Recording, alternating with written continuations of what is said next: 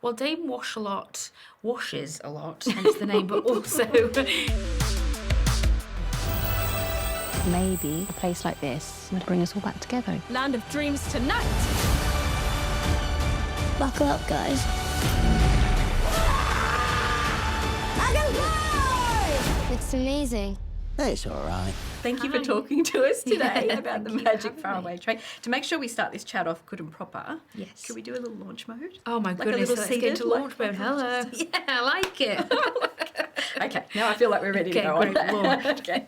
So the Magic Faraway Tree opens with this just absolutely beautiful line about the magic of childhood is often forgot. This is the story of one who did not. Is there a magic moment from making the film that you've taken with you? Oh, wow. So many. I think the first time all of us saw the set for the tree was pretty spectacular because it was in this big sound studio in the UK, and we went in and it just felt so believable and magic. You know, I didn't realise how much of it would physically be there, whether we'd have to be imagining most of the set, but it was all there and built, so that was pretty incredible. And we had a screening the other day, and my little nephew came, and that was pretty magical too, to get him to watch it and see his reactions. What was his reaction? He loved it, and he's only 4, so I was thinking, will he sit all the way through? But he absolutely loved it. Yeah, he was. What kid he was, doesn't love I visiting magical know, lands? I know. An Can't go adult for wrong. that matter either. Yeah, exactly. Yeah, all of us. I heard when the whole cast came together for the read-through that there wasn't a dry eye in the house. Can you take me through that moment and why it was so moving? I feel like it was just such a special moment because obviously, I mean, with read-through, sometimes it's rare that all the cast are available to do it, but on this occasion, I think most of the cast were actually there around the table. And Simon Farnaby's script is so magical, as you can see if you've seen the film. I think just hearing it out loud, everyone obviously had read it, but hearing it for the first time, and you know, that moment with Moonface and Tim at the end, literally everyone was just crying their heads off. So it just felt like the beginning of everything, and yeah, it was pretty special. That's the bit that got me as Yeah, well, I have to me admit. too. Yeah. I was a blubbering mess. I know. Were you a reader of the Magic Faraway Tree series when you were young? Well, I was a reader of Famous 5 and Secret 7, so I actually came to the Magic Faraway Tree a bit later when some of my friends' kids started reading it. So, but I have so many people come up who read it when they were young, and it was big over here as well, so many people read it. So yeah, it's going to be one of those films that hopefully is great for new readers and also adults that have got that nostalgia, yeah. Well, Enid Blyton's books have been around for almost 100 years now, and Yes. that's incredible. Why do you think her stories connect with people after so long? I feel like imagination and magic hopefully will forever be something that people cling to and hope for. I think it's just every child's dream to imagine faraway lands and, you know, the land of goodies. What more can you want? Or for a kid's brain to be like, what? So I think it just captures something that's in all of us when we're younger. And I think the adaptation, the way that Simon wrote the script, has just tapped into that even more with focusing on this family. Obviously in the book, the family isn't as present, but it's just really given us that way into the world in a different way, yeah. Yeah, that idea of keeping the magic, I think that was Yeah. that was the bit that was really resonating for me throughout the whole film as well. Is Yeah. that it's so hard when you become an adult, isn't Yeah, it? I know. How do you preserve the magic of childhood, if you will, in your own life? How do you protect that sort of sense of wonder? I feel like as an actor, I get to do that all the time because we're playing pretend kind of as a job. But then I've got a nephew and a niece who are young, and so whenever I play with them or read to them, you know, you see how excited and how believable they find anything, really. And all my friends' kids as well, watching them believing in fairies and all that kind of magical world, it helps make you feel young and keep you young, yeah.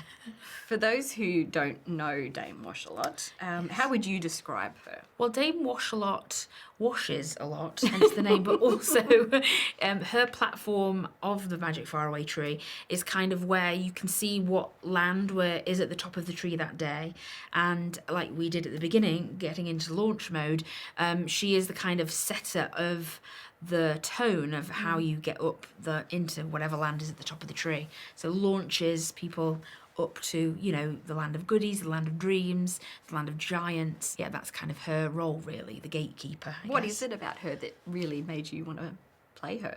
Oh my gosh, I just think well, firstly, the cast and the script is amazing, but I just love the idea of playing somebody that's fun and larger than life, but also just have a bit of a laugh as well, and have a chance to play with all these amazing comedic actors was amazing. Yeah, I love the quality that you brought to her that I can't quite remember is in the books, but where she kind of flips. Yeah, she's like, exactly. It's totally fine. Yeah. No, it's not fine.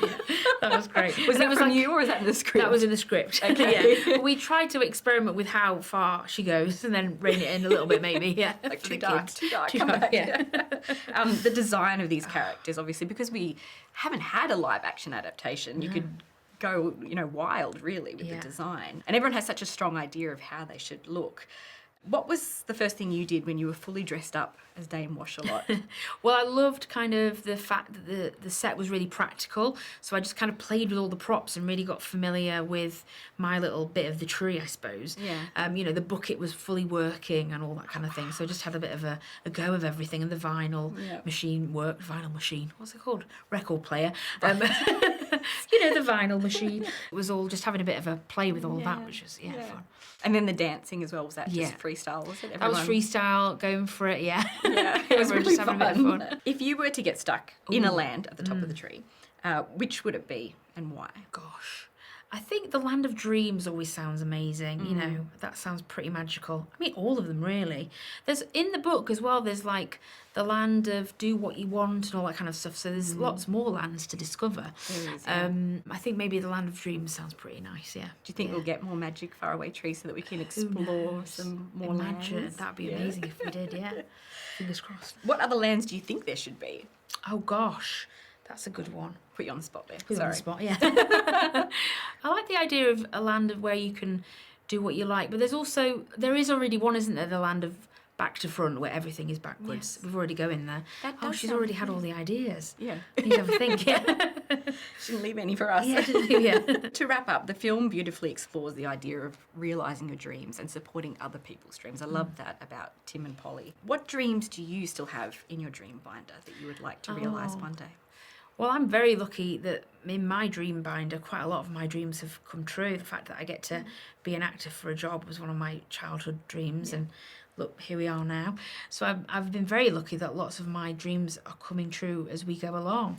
I guess it's to carry on making movies like this that the younger me would have been just pinching myself at the thought of even being able to be in the cinemas and have people come and see things. So, yeah. I mean, you've come off such a great award-winning run with Baby Reindeer, and then this film is obviously completely different to that. Different, what do you want to do next? Do you want to do something completely different again, or more magical stories? Anything, really. The thing I love about this is that the kids in my life can go to the cinema and watch it, whereas maybe not so much with Baby Reindeer.